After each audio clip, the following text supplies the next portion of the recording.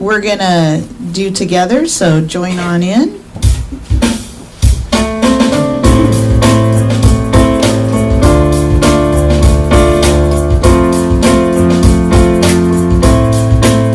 God is my source, God is my power, God gives me everything I need. So I give thanks for all my blessings, God gives me everything I need. Love is my source, love is my power, love gives me everything I need.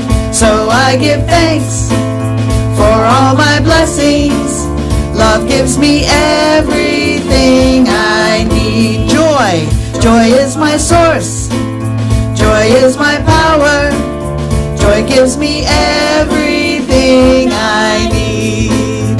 So I give thanks for all my blessings, joy gives me everything I need. Peace is my source, peace is my power, peace gives me everything I need. So I give thanks for all my blessings, peace gives me everything I need. God is my source, God is my power, God gives me everything I need. So I give thanks for all my blessings, God gives me everything I need.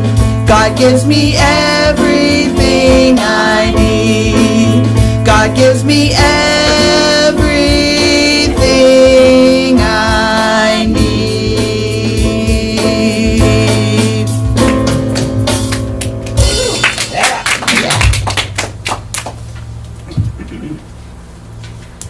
Good morning and welcome to the Sacramento Center for Spiritual Living. I'm Ruth Hall, and I am still the president of the Board of Trustees.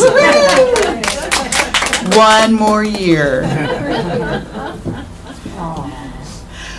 So, of course, turn those cell phones down. And just as a report from our annual meeting last Sunday, I wanted to make sure you knew the Board of Trustees met after that meeting and had their organizational meeting, voted and elected their officers. So there's your roundup there of our officers and members of the Board of Trustees. I'll also let you know that we also took a vote, ratification of the new bylaws, and that passed. We had mostly yeses, couple no's, and one abstention, but it overwhelmingly passed. So that's good news. We're moving forward with our new bylaws. So let's review our vision, mission, and purpose, because it's always so good to remind ourselves of this. So say it with me. Our vision is we are welcoming sanctuary community where all are accepted, valued, and supported in the global family. Our mission, we inspire personal and global transformation through the teachings of Science of Mind. And our purpose, in joy and love, we connect in service to all life. That's the best part to me. So this is our time when we've been recently talking about demonstrations. You know, we have our beautiful affirming prayer, and we do what we call a treatment, and we have those going on all the time. Our prayer team is constantly praying for people who are asking for those prayers. And so a demonstration is when those prayers are answered. And so we'd like to open it up to anybody that would like to share any demonstrations that have happened. Anybody? Delane, do you have one? Do you have a demonstration that you'd like to share with us? Well, come on up here real quick. This is huge. Hi, everybody. I am so excited to share this. So excited to share this. I have to think how to start. I had We have not had a car in our family since Christmas. My grandson has a job not too far away, and sometimes he goes in at 6, it's dark. Sometimes he doesn't get off till 7, it's dark. And the last few weeks it's been raining every day. He rides a skateboard to work. Breaks my heart.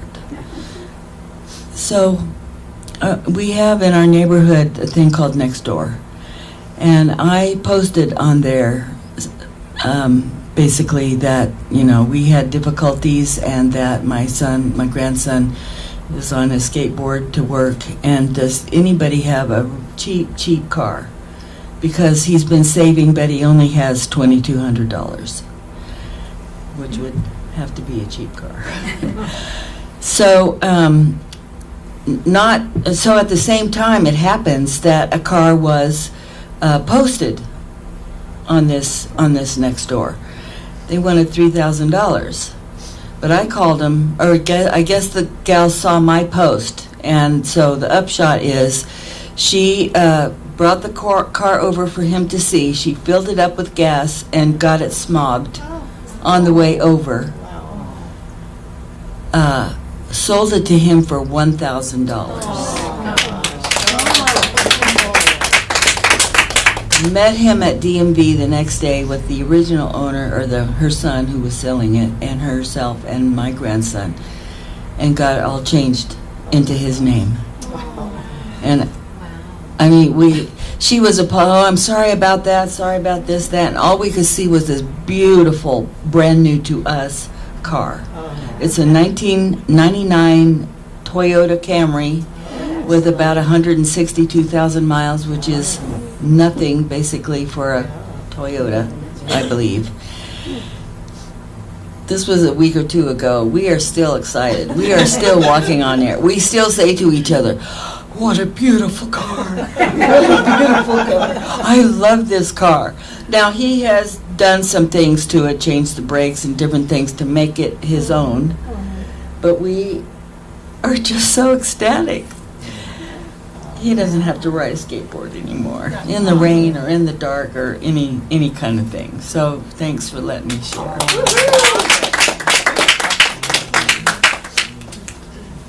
God is good. That's amazing. Yes, God is good. Anybody else? All the time. Anybody else have anything this morning? How can you top that one, right? Yeah. Yeah, I mean, it's just like the beam, like the beam that was free at Home Depot. It's amazing how that works. All right, I am now pleased to introduce our practitioner of the day, Margie Lukefield. We are so glad that you're here and out of the snow. Yeah. Rain, storm. Yes, so come on up and lead us into our invocation.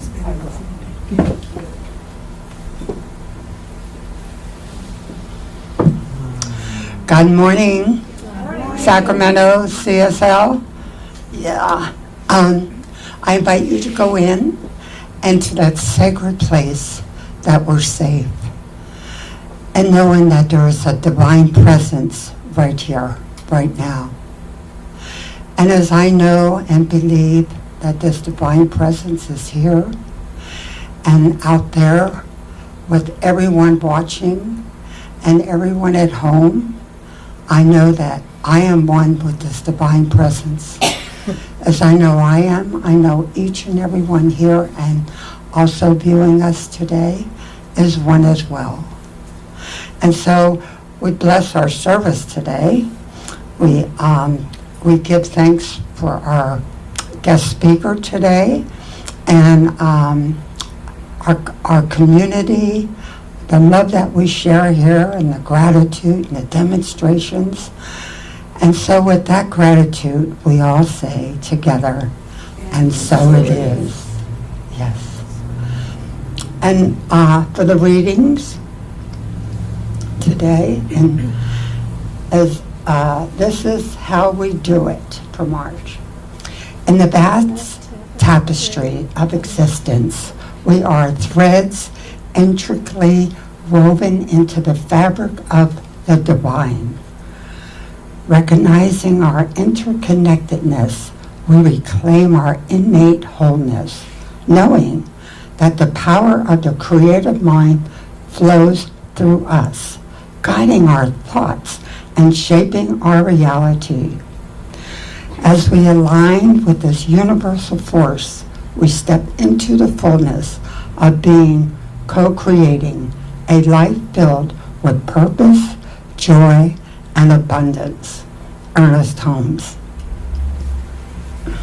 And now, please enjoy No Expectations.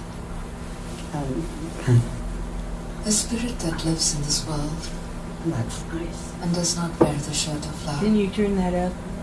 Such an existence is a deep disgrace.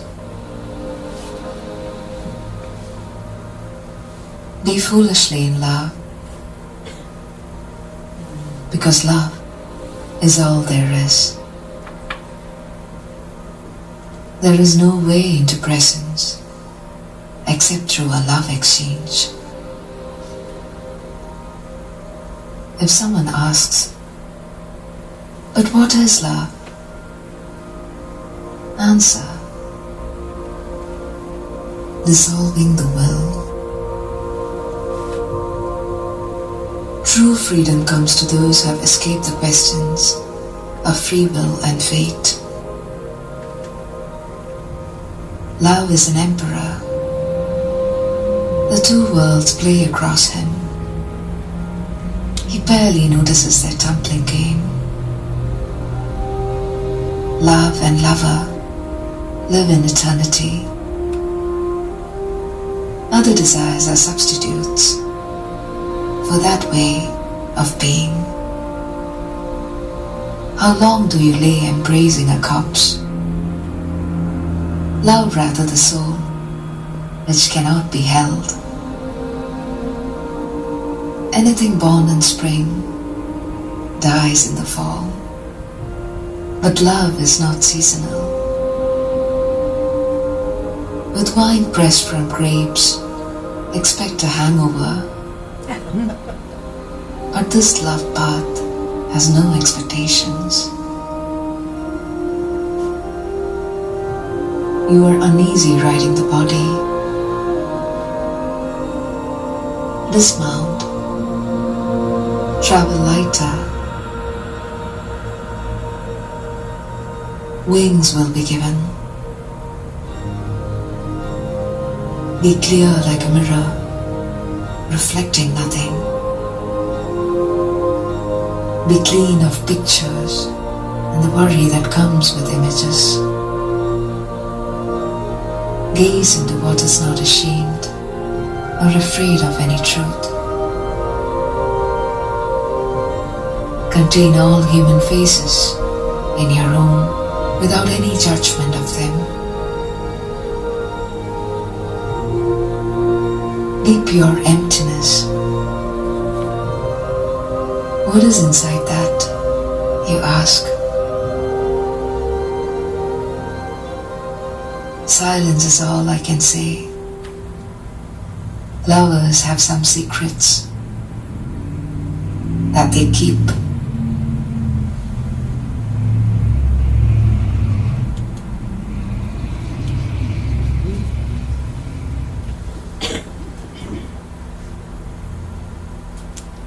I'm so excited to have the pleasure to introduce our guest speaker today, Reverend Mitch. I call him Reverend Mitch Austin. And I've known him for about 2 years, and this is his first time speaking here as the Reverend. He got his license in October of last year, and worked very hard, and we're so proud of him. So please give a warm welcome to Reverend Mitch Austin. Austin.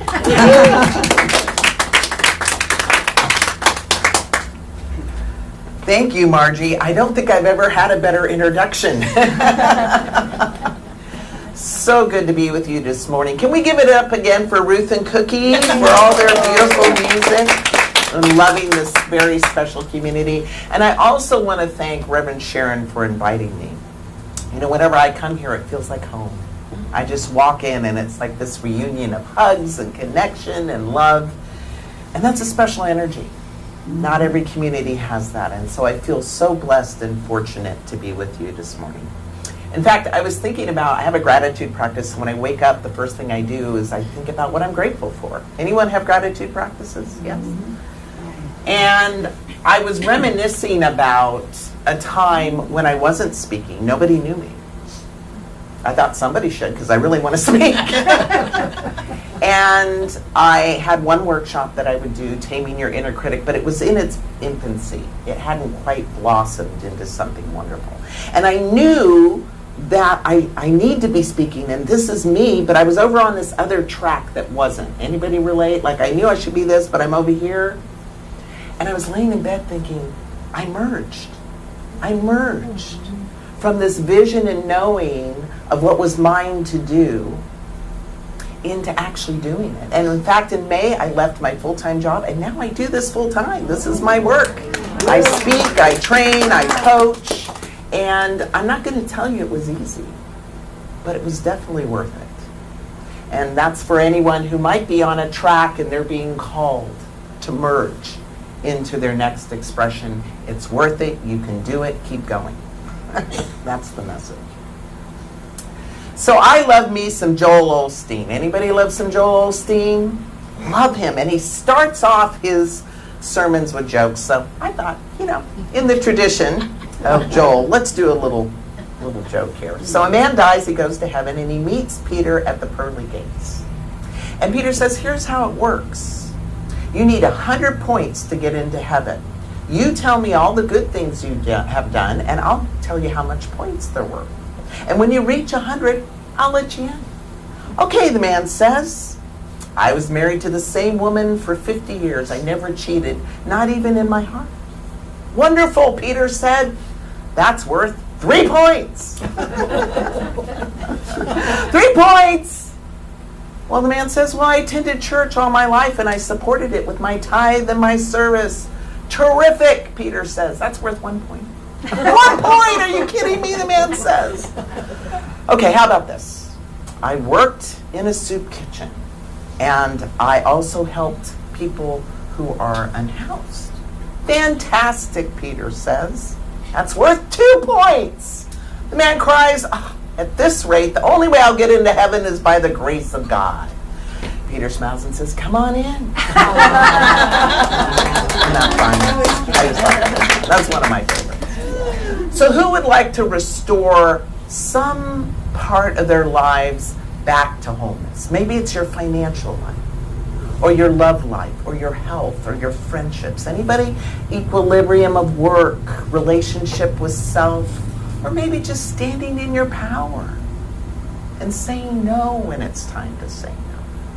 So today we're going to talk about spiritual wholeness and how to tap in to that spiritual wholeness and experience within, no matter what the condition is out there. Because we know in this teaching, everything is an inside-out job. Because if we try to fix the condition out there, it's like looking in the mirror and going, oh, I really don't like this pimple, so I'm just going to erase it here on the mirror. It doesn't do anything, right? It's still there. And so we got to go within to really shift conditions. And in this case, to go within and know our wholeness and to move from that space. You know who knows how to do this? Anybody hear of Nick Vujicic? Anybody ever hear of him? Oh, you're going to know about him now. He's a motivational speaker, and he has no arms and no legs. He has a condition called tetraamelia syndrome. He does, however, have something he calls his flipper, which is kind of like a piece of a flip, right? Yeah. And if anybody had a reason to just say, I can't do it, it would be him, yes? But this guy swims, surfs, yes, and he even golfs, puts the thing here and does that with his neck. He travels, he has a wife, he has kids. He experiences a wholeness of life in spite of the body that he got. And so there's an energy and a vision that he cultivated within himself to have that experience. And we all have that power within us. No matter what we've experienced, no matter what our limitations we think may be. But we've got to let go of any limiting stories to get there. So that's why I call today's talk, Throw Off the Robe. Throw off the story, throw off the limited thinking, and begin the walk to your spiritual wholeness. And we're going to talk about 5 little steps, simple steps. Not easy, but simple. And this is through the lens of religious science and the teachings. Maya Angelou says, you don't need another person, place, or thing to make you whole. God already did that. Your job is to know it. That's our job, is to know it. And so we got to know it to show it. And I'm going to use a little story from the Bible.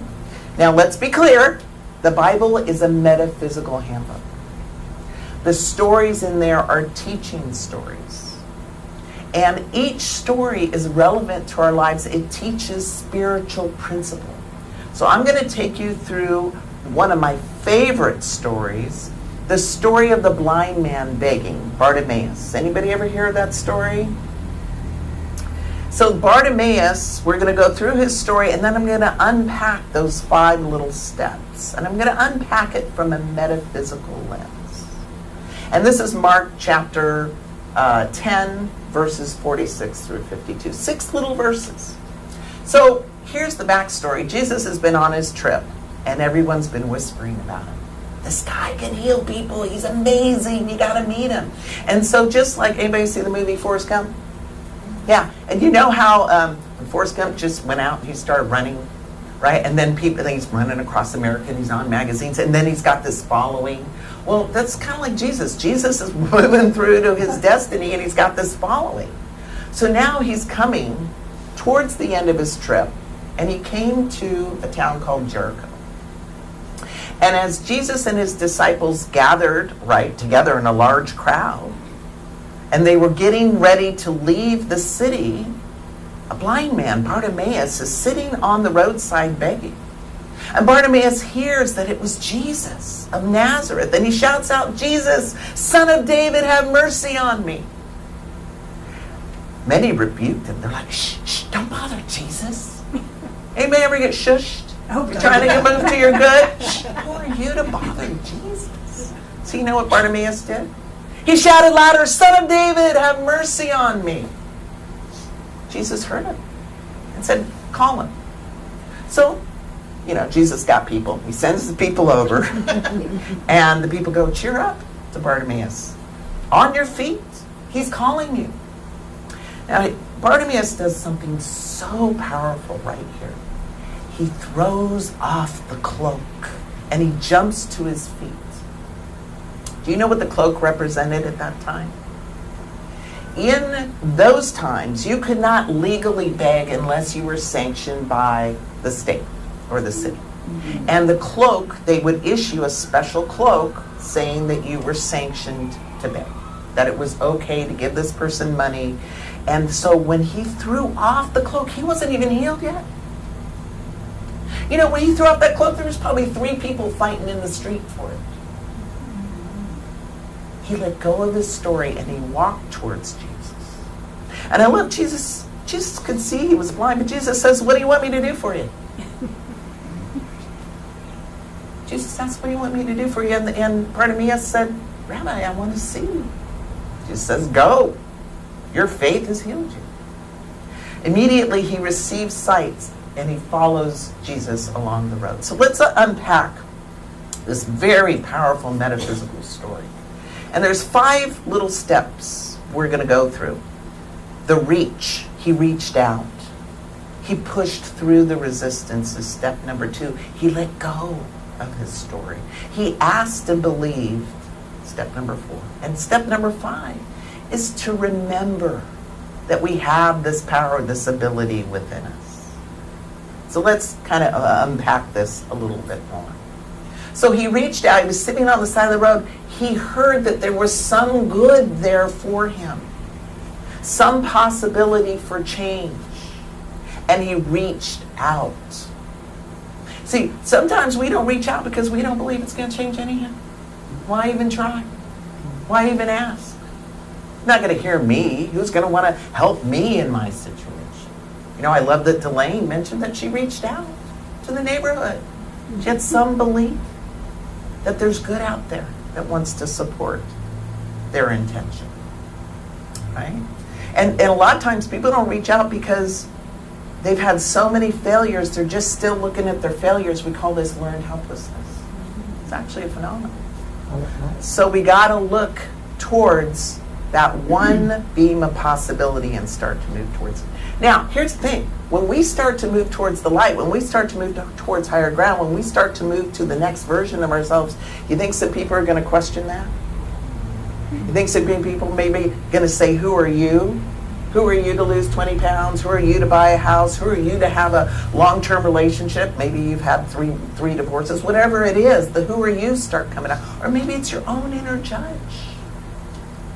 Your own inner critic that starts to question and rebuke you, to shush you. So we got to get past the committee, whether it's the internal committee or the external committee. And here we got to, after we get to that, step number 3 is to let go of our story. Let go of the conditions. Throw off our robe and begin our walk towards our good. It's kind of like this. Could you imagine? Somebody has decided they've got these principles, they're learning science of mind, they're starting their affirmative prayer, and they believe that they can change their situation. And maybe they're on welfare, right? And the welfare check comes and they call the welfare office and they go, I'm going to send this back. That's the equivalent of throwing off their robe like Bartimaeus did, because I'm walking towards my good. Maybe they just applied for a job they know they're going to get. Whatever it is. Can anyone imagine doing that? See, sometimes we don't throw off the robe because it's doing something else for us. Sometimes we hold on to the story because we get a secondary benefit. You know, if we don't have too much money around Christmas, we kind of then don't have a whole lot of expectation from people to buy anything, right? Or maybe we reduce expectations sometimes because we always have a knee ache or a back ache, so people aren't going to expect too much from us. It protects us sometimes, these stories that we hold on to. Anybody ever meet somebody, tells you about their divorce, and you ask, well, when was it? And they talk about it as if it was yesterday and it was 15 years ago. Anybody meet that person? Right, because now they don't have to reach out. They can still be in that story. They don't have to make themselves vulnerable anymore because they were so hurt in the past. So our job is not to judge ourselves if we have any of these stories. I know I, for many years, suffered from diverticulitis. So whenever I get a job, I'd make sure everybody knew. Just in case I had a bout, right? So it provided me the ability to lower the expectations. But I've since healed it. Pretty happy about that. So we need to look at the secondary benefit of our stories and how they're comforting us, but they're not necessarily giving us the life that we need. Because here's the thing. If we argue for our limitations based on that story, we get to keep them. And the life that results from them. And people will say, but Mitch, it's hard. It's hard. It's hard to give up flour and sugar. It's hard to be sick. Choose your heart. Because when you choose your heart, you can choose your benefit. And if you're willing to throw off that old story that I always fail, that I can't get it done, that it's in my genes, or whatever story you're telling yourself, you get to keep that. Or you can throw it off. Or you can start to move towards your higher and better life. Just like Nick Vujicic did. I know I had a mystery illness back in July of 2022. I had rippling muscles, twitching, brain fog, inflammation through the roof. They couldn't tell me what it was. And they kept throwing pills at me, gabapentin, Norco, muscle relaxers. At one point, I took a couple of them and I came out of my body. Oh, God. It was scary. I thought, is this it? Do I need to go on disability? It was scary. And then I remembered there's power for good and I can use it. I decided this wasn't going to be my story. And I began to use prayer, affirmative affirmations. And I could only walk 20 feet, but every day I'd walk 20 feet. And I did everything I could think of, like Bartimaeus, everything I could think of. Shout, walk, throw off the rope. I stopped flour and sugar. I started drinking water. I started eating greens. I started walking as much as I could and praying and meditating. I even did a 30-hour fast. And trust me, I love food. I never thought I could do it. And I healed it. In fact, if you want to learn all that I've learned in that process, stay today with Eat, Pray, Live. I'm going to share with you the mind, body, spirit approach I use to heal that. And I'd love to give that to you. It's just a love offering. Be worth your time. So step number 4 is to ask and believe. Ask and believe.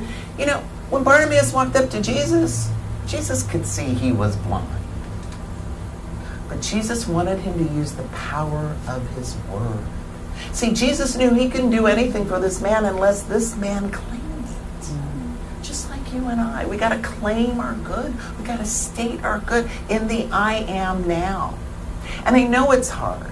It's hard to make that I am state. It was hard for me to make the I am state. I am happy, healthy, wealthy, wise, and strong. And there I am feeling inflamed in my legs or whatever. But I knew on the inside that that pattern was shaping and it was going to outpicture itself. And so Jesus helped this man use the law of mind, and the man said, I want to see. And he already believed it was possible. He threw off the robe. So we got to ask ourselves, what are we calling forth with our word? Are we still ruminating on the condition, the limitation? Is that all we're looking at because we get more of it? Or are we going to use the power of our mind now to create the pattern of the new to come in and to see it as real in our minds as we would when it outpictures? Because it is. Everything's a thought before it's a thing. Everything. That chair. Somebody designed that chair in the unseen before it became a chair. Keyboard. In us. And we have that power within us right now. So here are the 5 steps. Want to hear them again? Here they are. Reach out to the good that's near you. Start the journey. Push past any resistance. It's going to tell you it's not enough. And let me tell you, I had some resistance. It's not going to be enough, Mitch, not to eat food or drink water. Nobody knows what this is. Who are you? I said, well, God, we're in partnership, so you better tell me what to do. Push past that resistance, the inner committee or the external committee. And let go of the story. Because stories can either trap us in our condition or liberate us to something new. Ask and believe. That's the power of prayer. That's what we teach here. And then remember, this is the last part, remember Bartimaeus. He followed Jesus. Jesus is Christ consciousness. That's what Jesus represents in this story. Christ consciousness. He followed the Christ consciousness. He followed the power within him. And don't we sometimes use prayer as the last resort? Anybody? Come on. We know, right? We try to elbow grease our way. We try to muscle through. We try to will our way. We try to strategize our way. And then we go, well, none of this is working. I better pray. I did it. But maybe we can get there quicker. Maybe we can start with prayer. Maybe we can remember to stay on that path of our inner power and our Christ consciousness within. And I want to leave you with a very powerful prayer from Jack Addington, who had an amazing metaphysical church. I believe it was in Michigan. And Jack says, God is the only power in my life. Nothing from without can touch the perfect life of God within me. I am a perfect child of God. And nothing that anyone has ever said or done can interfere with my divine inheritance. The power of God is greater than any circumstance in my life. The strength of God is mine to use. Turning away from all feelings of inadequacy, I discover that all I need is within me, right now. As I forgive the past, I find that I have nothing to atone for and nothing to run away from. Casting off the old me, I discover my true self. I take dominion in my life. And now I'm going to invite you to repeat after me. Old habits have no power over me. Old habits have no power over me. Conditions have no power over me. Conditions have no power over me. Personalities have no power over me. Personalities have no power over me. I take dominion. I take dominion. I am whole. I am whole. I am free. I am free. I am complete. I am complete. Now and forevermore. Now and forevermore.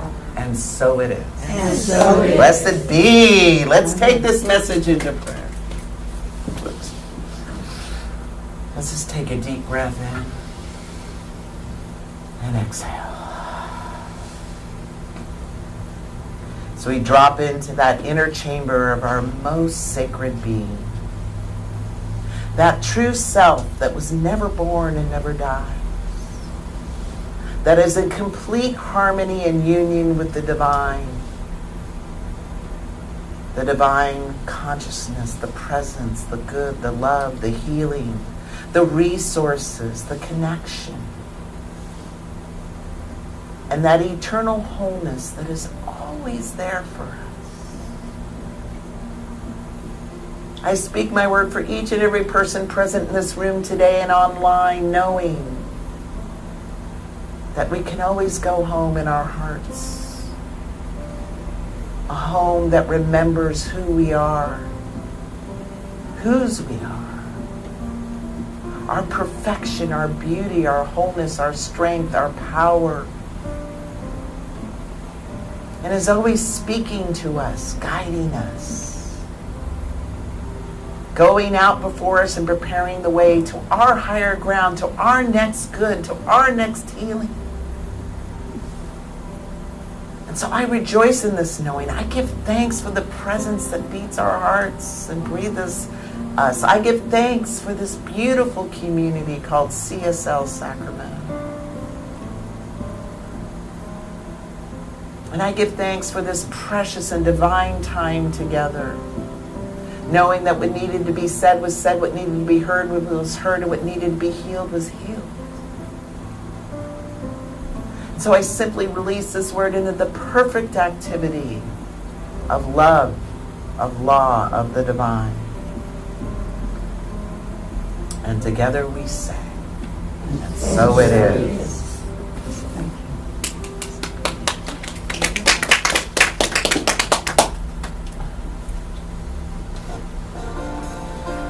Joy in our day.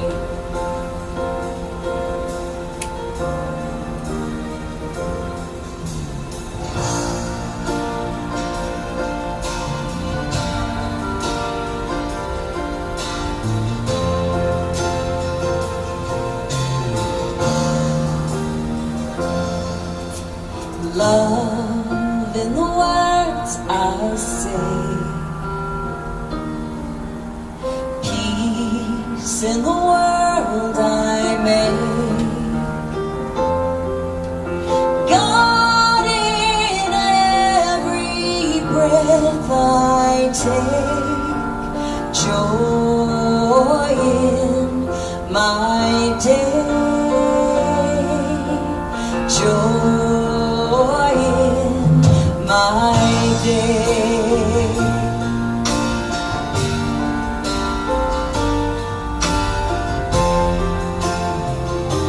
Just sing it with us. Love in the words I say. Love in the words I say. Peace in the world I make. Peace in the world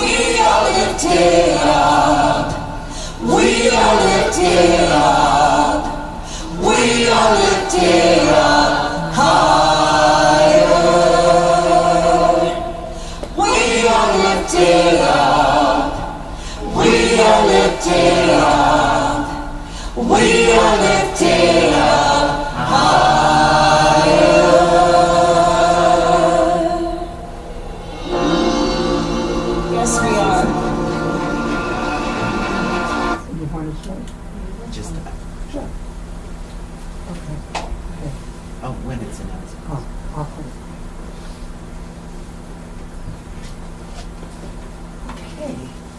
Now it's our offering time, and giving financially is a sacred service. And when we give, we activate and increase our own flow of good, so the spiritual practice gets easier as you notice the increase in your abundant life, and I have noticed that a lot. Thank you, God. Giving to the Sacramento Center for Spiritual Living supports our vision, mission, and purpose. Go to our website to find our post office box, or you can mail a check, or you can use the donate menu for PayPal or even a credit card. We appreciate your tax-deductible support very, very much. Thank you. And now if you'll say with me the abundance affirmation. In consciousness of abundance, I give freely, knowing that I give freely. And give freely too. And now we'll join together with I am so blessed. I am so blessed. I am so blessed. I am so grateful for all that I have. I am so blessed. I am so blessed. I am so grateful. I am so blessed. I am so grateful. I am so blessed. Yes, we are. And now, of course, we speak a lot about prayer here because we know it works and we believe it highly. So please send in your prayer request and let us know what we can pray over. We pray all week for that prayer. And even let us know when a demonstration has occurred, because we appreciate that, you know. And so if you go on our website, you can see, I want to talk about, the workshop. Mitch, would you like to say a few words about that? It's got a workshop this afternoon. So the workshop today, you're going to leave with your plan, an actual plan to up-level your health and well-being. And if you can't stay for the full 2 hours, just stay for the first 15 minutes, at least the quiz, because there's a lot of things people don't know that they think they know about health and well-being. And also I have workbooks that I've got to copy real quick just after service. So who knows for sure they're going to go today to it? So I have 1, 2, 3. Okay, good. And 4, 5. Okay, perfect. Okay, 4, 5. Perfect. Thank you so much. Good to see you. Thank you, Mitch.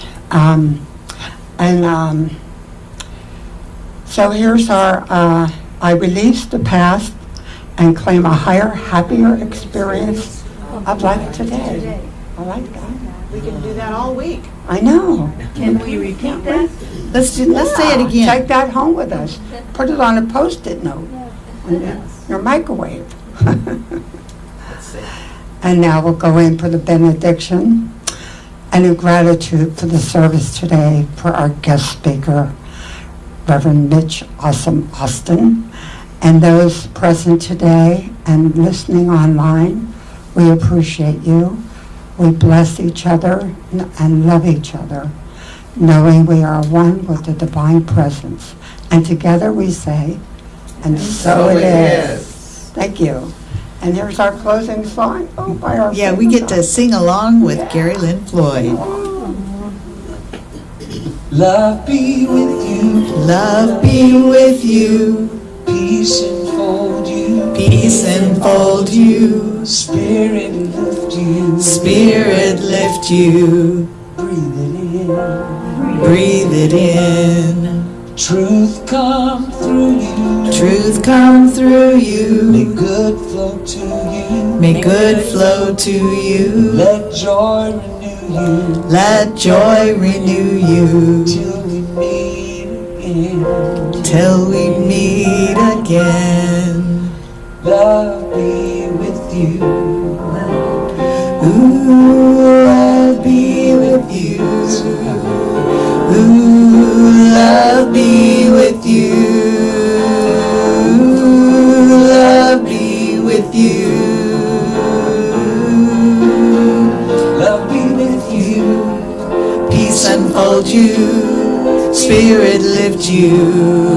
Breathe it in. Truth come through you. May good flow to you. Let joy renew you till we meet again. Love be with you. Love be with you. Love be with you. Love be with you. Love be with you. love you all.